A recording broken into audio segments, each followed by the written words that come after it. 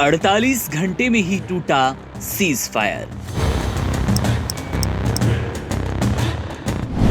Hezbollah Israel के एक दूजे पर आरोप।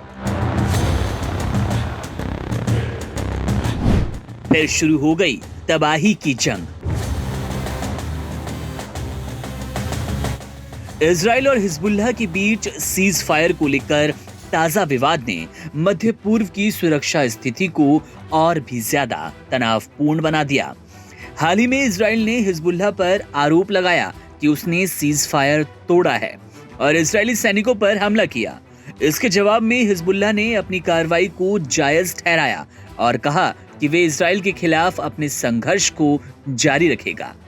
सीज फायर का उल्लंघन इजराइल और हिजबुल्लाह के बीच तनावपूर्ण रिश्तों की नई परत उजागर करता है। दोनों पक्षों के बीच हालिया संघर्ष विशेष रूप से लेबनान और इजराइल की सीमा पर हिंसा और आरोप और प्रत्यारोप के दौर में बदल गया।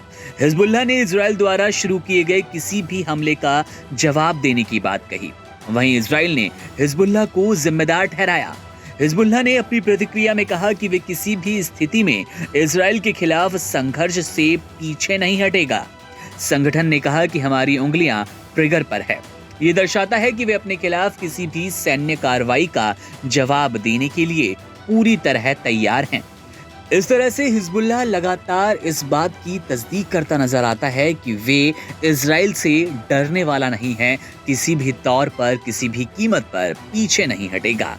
जानकारी के लिए बता दें कि लेबनान में सीज फायर के अगले ही दिन इजराइल और हिजबुल्लाह एक दूसरे पर समझौते के उल्लंघन का आरोप लगा रहे हैं। हिजबुल्लाह सांसद हसन फतल्लाह ने कहा कि इजराइल बॉर्डर से सटे गांव में लौटने वालों पर हमला लगातार हो रहा है। इजरायली टैंकों ने गुरुवार को बॉर्डर के पास वाले इलाकों पर हमला किया। मीडिया रिपोर्ट्स के मुताबिक हिजबुल्लाह की सेंट्रल लीडरशिप ने बयान जारी कर फिलिस्तीनियों के सपोर्ट में इजरायली दुश्मन का विरोध जारी रखने का वादा किया। बयान में कहा गया, हमारी उंगलियां ट्रिगर पर रखी हुई है, जैसा कि हमने आपको बताया भी कि कोई भी पीछे हटने को तैयार नहीं है। उन्होंने कहा कि लेबनान की सीमा के पार भी इजरायली सेना की वापसी पर हम नजर रखने वाले हैं। हिजबुल्लाह के बयान में कहीं भी सीज फायर समझौते का सीधा जिक्र नहीं किया गया। वहीं इजराइल का कहना है कि गाड़ियों पर सवार कुछ संदिग्ध लोग लेबनान के दक्षिणी क्षेत्र में पहुंच चुके थे।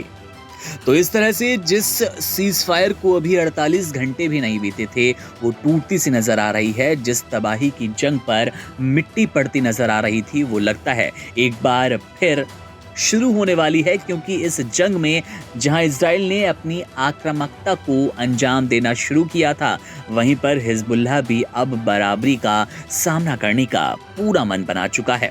बहरहाल मामले पर हमारी नजर है। इजराइल हिजबुल्लाह की इस जंग पर हमारी पैनी नजर के साथ आपको तमाम अपडेट हम देते रहेंगे। बड़ी खबरों के लिए और ताज़ा तरीन अपडेट्स के लिए आप बने रहिए वन इंडिया हिंदी के साथ।